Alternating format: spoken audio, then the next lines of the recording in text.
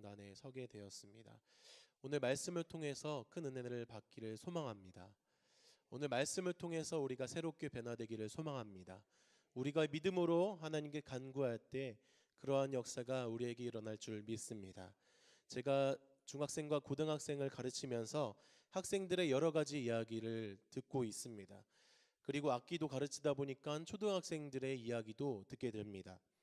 많이 만나다 보니까 이 학생들의 특징을 알겠더라고요.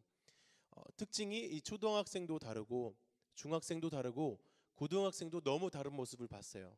그런 모습을 보면서 부모님들께서 얼마나 힘드실까, 그리고 이미 키우신 부모님들도 얼마나 힘드셨을까, 또 내가 아기를 키우고 있는데 또 얼마나 힘들어질까라는 생각도 많이 해봅니다.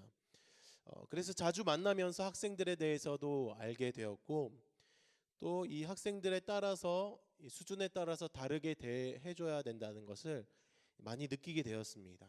그렇게 이제 초등학생은 초등학생대로, 중학생은 중학생대로, 고등학생은 고등학생대로 다르게 대해주니까, 그들의 특성에 맞게 대해주니까 그들이 이제 그 친구들이 이제 잘 따라오더라고요.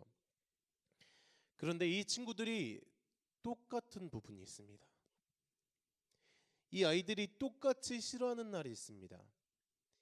이 초등학생부터 고등학생 그 학생들이 똑같이 싫어하는 날이 있습니다. 그 날은 어떤 날이냐면 학교에서 시험 보는 날입니다.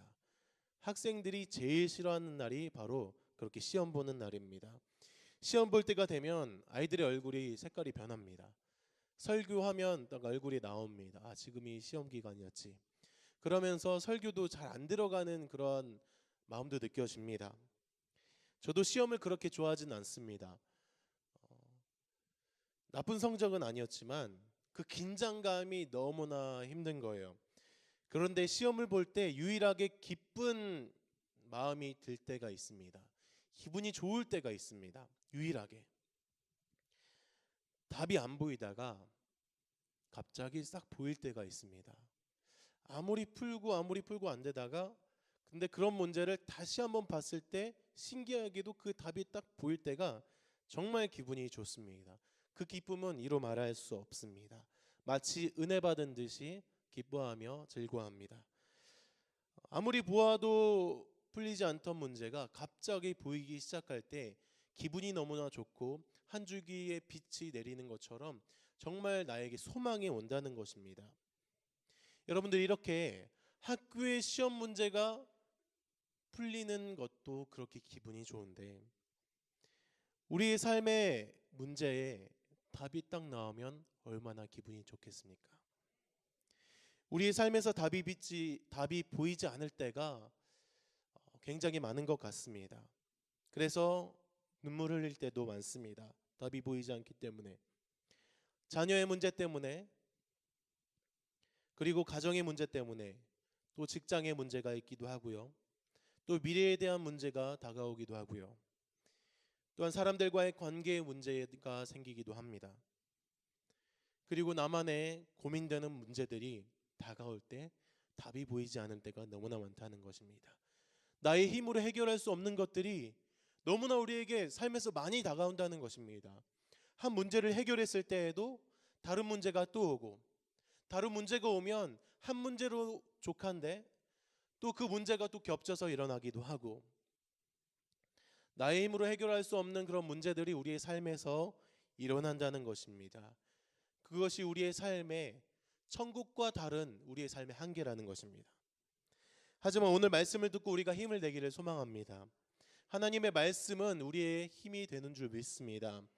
하나님은 문제의 답이 보일 때보다, 우리의 삶의 문제의 답이 보이는 것 같을 때보다 오히려 보이지 않을 때, 나의 삶의 문제에 답이 보이지 않을 때, 그럴 때 더 역사하신다는 것입니다. 오늘 말씀의 제목은 바로 답이 없을 때 역사하시는 하나님입니다. 답이 보이면, 답이 보이는 것 같으면 하나님을 잘 의지 안 합니다. 그냥 내 힘으로 이렇게 하면 해결되겠지라는 생각을 우리가 하게 된다는 것입니다. 하나님을 의지하기보다 나의 생각으로 그것은 그렇게 해결하면 될 거야, 내가 먼저 나선다는 것입니다. 하지만 답이 보이지 않을 때의 장점이 무엇이냐면 하나님만 의지할 수 있다는 것입니다. 정말 모든 것을 할 수 없기 때문에 하나님만 바라보게 된다는 것입니다. 그런데 그때 하나님께서 역사하신 줄 믿습니다. 오늘 말씀에서는 그렇게 우리가 답이 없을 때 어떻게 해야 될까? 오늘 답이 없는 사람이 나옵니다. 우리가 첫 번째 기억해야 하는 것은 바로 현실을 자각해야 된다라는 것입니다. 자신의 상태에 대해서 정확히 파악을 해야 됩니다. 내가 어떠한 사람인지도 알아야 되고요. 내가 어떠한 연약하고 어떠한 죄인인지 정확히 알아야 됩니다. 그때의 현실을 자각한다는 것입니다. 제가 고1 때 처음 시험을 보고 제가 멀리 학교를 갔습니다. 그때 시험을 보고 첫 시험을 보고 현실을 자각했습니다. 나름대로 중학교 때는 중상위권에서 이제 공부를 하고 있었습니다. 그래도 이제 고등학교에 또 올라가서 좋은 고등학교로 가서 이제 시험을 보는데 첫 시험을 보고 깜짝 놀랐습니다. 제가 시험을 보고 나서 시험을 못 본 것 같아서 제가 좀 현실을 피했습니다. 내가 이 결과지를 보지 않아야겠다. 내가 성적표를 보지 않아야겠다 해서 조금 미뤘습니다. 근데 어쩔 수 없이 보게 되니까 이제 그 결과지를 보게 되었습니다. 300 몇십 명이 있었는데 300 몇십 등을 해버렸습니다. 저는 중학교 때 나름대로 나는 괜찮다라고 생각을 했는데 고등학교 때 와서 내가 이 정도구나라는 굉장한 충격을 받았습니다. 내가 이렇구나. 내가 이 정도구나. 하지만 그 현실을 자각하는 것이 오히려 원동력이 되었다는 것입니다. 오히려 원동력이 되어서 그 다음 시험에는 학교의 역사를 남겼습니다. 할렐루야. 다음 시험에 200명을 넘어섰습니다. 제쳤습니다. 현실 자각이라는 것은 자신에 대해서 비참함을 느끼게 되는 것입니다. 나 왜 그러지? 나 왜 이렇게 언약하지? 내가 이 정도밖에 안 되나? 내가 지금 정말 어려운 상황이구나. 나를 정확히 알 때에는 정말 부끄럽고 정말 창피하고 정말 고통스럽습니다. 나를 제대로 알게 될 때, 나의 상태를 알게 될 때, 거울을 볼 때, 그리스도인은 현실을 자각해야 될 줄 믿습니다. 반대로 그런데 무조건적인 긍정을 이야기하는 사람들이 있습니다. 긍정만 이야기하는 것입니다. 그 사람들은 회개를 이야기를 안 합니다. 무조건적인 긍정은 자신에 대해서 잘 알지 못하게 만들고 간절함을 없게 만듭니다. 오히려 사람을 망하게 한다는 것입니다. 괜찮겠지만 외치면 잘못될 수가 있다는 것입니다. 우리에겐 현실 자각이 필요합니다. 그 현실 자각은 말씀으로 하는 것입니다. 성경에 나병이라고 부르는 한센병이라고 있습니다. 이 병 중에 무서운 정말 이 현상은 무슨 현상이냐면 증상은 고통을 느끼지 못하는 거예요. 말초 신경이 이제 무뎌지면서 고통을 잘 느끼지 못하는 것입니다. 어떻게 생각하면 좋아 보일 수 있습니다. 왜냐하면 아픈 것이 없으니까, 고통이 없으니까 좋게 느껴질 수 있습니다. 하지만 이 한센병의 사람들을 보면은 온몸에 딱지가 있고 상처들이 굉장히 많습니다. 왜냐하면 고통을 못 느끼니까 자기가 다치는 줄도 모르고 그냥 살아가고 있는 것입니다. 피가 나도 모르는 것입니다. 봐야 하는 거예요. 고통을 못 느끼는 거예요. 인생에서 현실을 자각하지 못하는 것은 굉장히 불행한 일입니다. 종교개혁자 칼빈은 이렇게 이야기를 했습니다. 죄가 얼마나 악한지 깨달아야 자신이 얼마나 연약한 존재이고 얼마나 큰 죄인인지 깨달아야 예수님이 얼마나 필요한지 깨닫게 된다라고 그렇게 이야기를 했습니다. 그래서 우리는 나는 죄인입니다. 나는 넘어집니다. 나는 혼자 설 수 없습니다. 나는 누군가의 도움이 필요합니다. 나는 주님의 도움이 필요합니다. 라는 고백이 나와야 된다는 것입니다. 오늘 말씀에 나오는 혈루증 여인은 자신의 병에 대해서 잘 알고 있었습니다. 왜냐하면 12년 동안 그 병을 앓았고 또 이 병을 고치려고 온갖 고생을 다 했습니다. 의사를 찾아가 보고 여러 사람을 찾았습니다. 그러다가 이 말씀에 예수님을 만났습니다. 우리가 첫 번째 기억해야 될 것은 현실을 자각해야 된다는 것입니다. 두 번째는 무엇이냐면 답을 발견해야 된다라는 것입니다. 현실을 자각하고 답을 발견하지 못하면 그냥 그 고통 속에 있고 그냥 슬픔 속에 있는 것입니다. 하지만 답을 찾으면 달라집니다. 혈루증에 대해서 간단히 알려드리겠습니다. 이 혈루증은요, 굉장히 고통스러운 질병입니다. 자궁에서 계속해서 피가 나오는 병을 이야기합니다. 이 사복음서에서 이 삼복음, 이 여인이 3번 나오는데 이 마가복음에서 이 여인에 대해서 자세히 나와 있습니다. 이 병에 걸렸다는 것은 그 당시에는 굉장히 부정한 일이고 굉장히 슬픈 일입니다. 왜냐하면 하나님의 신의 저주를 받았다는 병이라고 하는 게 바로 이 병이라는 것입니다. 왜냐하면 몸에서 피가 나오는 것은 굉장히 부정하게 여겼다는 것입니다. 그런데 이 혈루증 걸린 여인은 무려 12년이나 앓고 있었습니다. 그리고 이 병을 고치려고 많은 의사에게 가봅니다.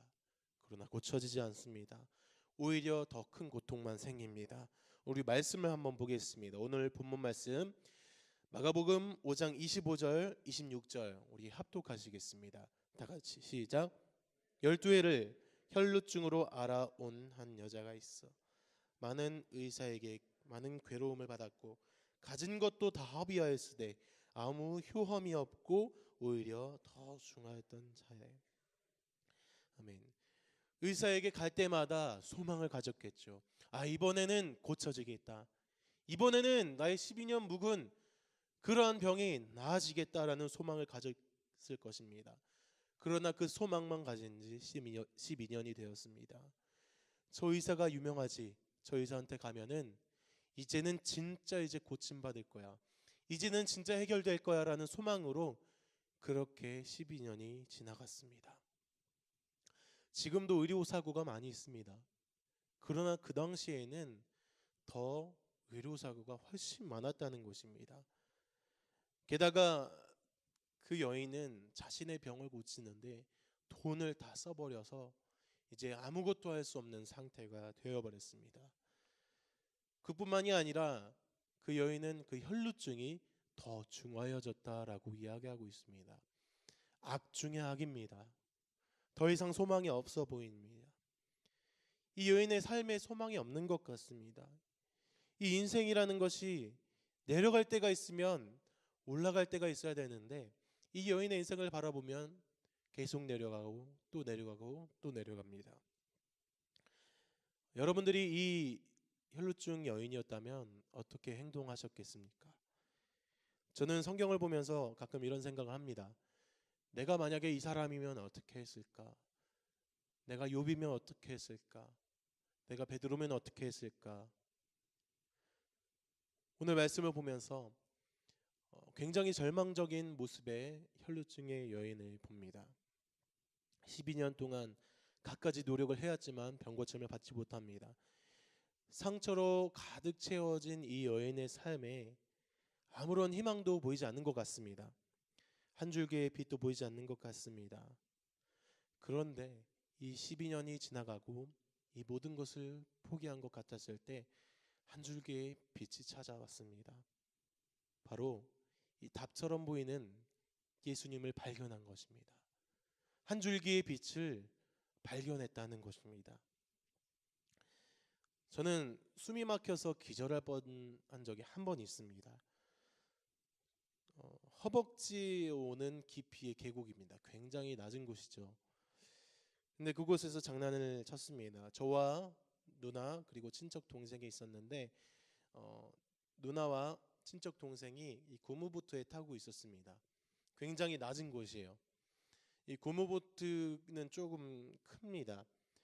계속 장난을 치려고 제가 막 물에서 장난치다가 계속해서 장난을 치려고 더 크게 장난을 치려고 보트 밑으로 들어갔습니다. 보트로 밑으로 들어가서 주먹으로 막 치고 하면서 장난을 쳤습니다. 장난을 치다가 이제 숨이 막히니까 이제 나오려고 이제 해봤습니다. 그런데 제가 이 왼쪽으로 가면 제 등에 그 보트가 붙어서 왼쪽으로 따라오고 오른쪽으로 가면 오른쪽으로 또 따라오고 해서 나갈 수가 없는 것입니다. 그래서 그러면 내가 이 보트를 들어야겠다. 왜 숨을 쉬어야 되니까. 들었는데 그때 깨달은 건 누나의 무게였습니다. 너무나 무거워서 보트가 들리지 않았습니다. 그때 깨달았습니다. 아무튼 그래서 나오지 못했습니다. 그래서 이리저리 해봐도 나오지 못하는 거예요. 숨이 거의 막혔습니다. 그래서 기절할 것 같았어요. 그런데 그렇게 아둥바둥 하다가 저기 한 줄기의 빛처럼 보이는 게 있었어요. 제 예상으로 지금 기억으로 아마 보트의 끝을 찾았던 것 같아요. 보트의 끝부분을 찾았던 것 같아요. 저는 이 이야기를 왜 말씀드렸냐면 조금 웃기게 들렸을 수도 있는데 저는 그 한 줄기 빛이 너무나 기억에 남습니다. 밖에서 볼 때는 그냥 장난치는 거였지만 저는 정말 죽을 뻔한 위기였거든요. 그러면서 한 줄기 빛이 너무나 아직도 그 빛이 너무나 기억에 납니다. 죽을 뻔한 위기에 한 줄기 빛이 그렇게 너무나 반갑고 너무나 정말 하나님처럼 보일 수가 없습니다. 결국엔 나왔습니다. 그 한 줄기 빛을 잊을 수가 없습니다. 그 죽을 위기에 놓였을 때 저와 여러분들의 한 줄기 빛은 하나님인 줄 믿습니다. 하나님의 해결사입니다. 저와 여러분들 가운데 문제가 있을 때 정말 놀랍게 한 줄기 빛 하나님밖에 없다는 것입니다. 우리가 죽을 것 같을 때, 우리에게 큰 문제가 있을 때 그 한 줄기 빛처럼 우리에게 오시는 하나님을 붙잡기를 소망합니다. 두 번째는 우리가 기억해야 될 것이 바로 답을 발견해야 된다는 것입니다. 그 답은 바로 하나님입니다. 세 번째 마지막입니다. 붙잡아야 한다입니다. 우리 마가복음 5장 27절 다 같이 읽겠습니다. 마가복음 5장 27절입니다. 우리 합독하시겠습니다. 시작. 예수의 소문을 듣고 무리 가운데 끼어 뒤로 와서 그의 옷에 손을 대니. 아멘. 이렇게 이야기합니다. 너 그 소문을 들었어? 예수님이 눈먼 자를 고치셨대. 저쪽 마을에 귀신 들렸던 아이가 고쳐졌대 라는 소식을 사람들이 듣고 혈류증의 여인의 귀에도 들려오기 시작합니다. 그리고 그 예수님이 올 때 바로 다가갔습니다. 이 여인이 결국에는 예수님께 손을 대는데요. 우리가 기억해야 될 것이 있습니다. 이 혈루증 여인이 나도 한번 해봐야겠다 해서 쉽게 이렇게 예수님의 손을 댄 것이 아닙니다. 이 여인은 어떻게 손을 댔냐면 한번 말씀을 다시 한번 보겠습니다. 마가복음 5장 27절 어떻게 되었나? 시작. 예수의 소문을 듣고 무리 가운데 끼어 뒤로 와서 그의 옷에 손을 대니. 아멘. 이 여인이 그냥 한 것이 아니라 뒤로 와서 했다는 것입니다. 왜 그런데 그냥 가서 손을 대면 되지 왜 뒤로 와서 했을까요? 말씀 한 구절 더 찾아볼 필요가 있습니다. 레위기를 한번 찾아보겠습니다. 레위기 15장 4절입니다. 레위기 15장 4절입니다. 합독하시겠습니다. 시작. 유출병에 있는 자가 눕는 침상은 다 부정하고 그가 앉았던 자리도 다 부정하니. 아멘. 이 혈류증 걸린 여인이 만약에 누군가를 만지게 되면 그 사람도 부정하게 되는 거예요. 그것을 혈류증 여인이 걸리면 그 혈류증 걸린 여인은 죽게 되는 거예요. 만지면 또 가까이 있으면 다 부정하게 되니까 그 여자 자체를 부정하는 것입니다. 그래서 그 무리 속으로 들어가는 것은 사실 불가능한 일입니다. 목숨을 걸고 가야 되는 일이에요. 만약에 그 무리 속으로 들어간 것을 누군가 발견하고 고발한다면 그 여인은 그 자리에서 죽는 거예요. 이 시대에 가장 큰 형벌이 두 개 있습니다. 바로 십자가 형벌과 돌무덤 형벌입니다. 십자가 형벌은 우리가 알다시피 채찍을 맞고 십자가에 달려 죽는 것입니다. 그리고 하나의 그 형벌은 돌무덤 형벌인데 이 높은 곳에서 떨어뜨립니다. 이제 일어서질 못하는 거예요. 그때 돌을 던지는 거예요. 돌을 하나 맞으면 얼마나 아프겠습니까? 그런데 그것을 언제까지 던지냐면 돌 무덤이 될 때까지 던지는 거예요. 그 자리에 무덤을 만들어주는 것입니다. 그렇게 죽음을 당할 수 있는 상황입니다. 그렇게 이 여인이 살금살금 뒤로 와서 이 병이 고쳐지고 싶으니까 남의 눈에 띄지 않게 목숨을 걸고 예수님 옷자락에 손을 댄 것입니다.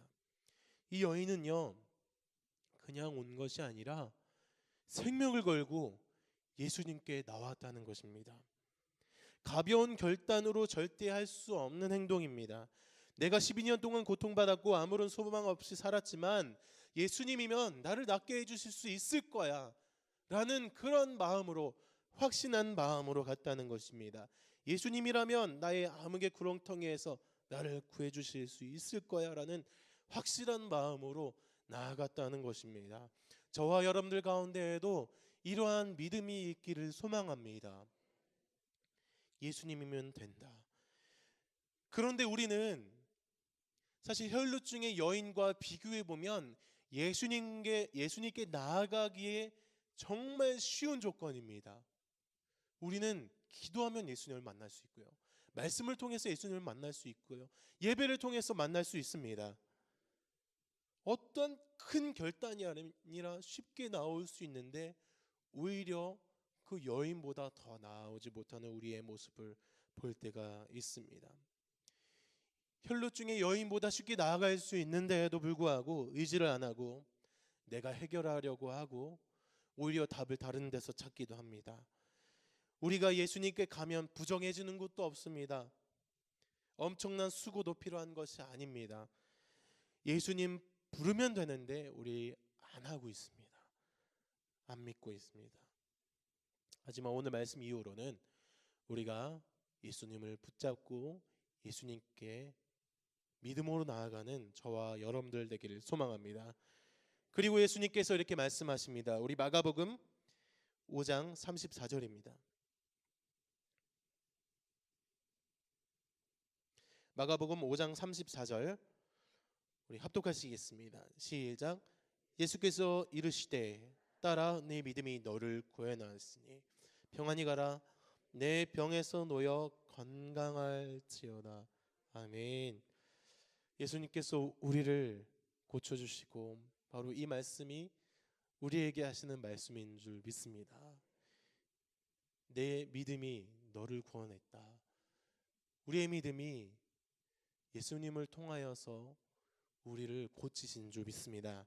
오늘 말씀을 마무리하면서 우리가 세 가지로 봤습니다. 우리가 기억해야 되는 것, 첫 번째는 현실을 자각해야 된다는 것입니다. 우리의 현실을 깨닫고 우리의 연약함을 깨닫고 또 우리가 죄인됨을 깨닫고 우리에게 예수님이 필요하다는 것을 우리가 먼저 인지를 해야 되고 우리에게 예수님이 필요하다는 것을 우리가 깨달아야 된다는 것입니다.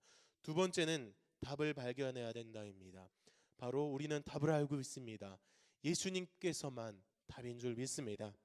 세 번째, 붙잡아야 된다라는 것입니다. 우리가 정말 예수님께 쉽게 나올 수 있는 반면에 우리가 잘 나아가고 있지 않습니다. 우리가 오늘 말씀 이후로 예수님께 나아가서 기도하고 해결받고 믿음으로 변화되는 저와 여러분들 되기를 소망합니다. 기도하겠습니다. 하나님 아버지 감사드립니다.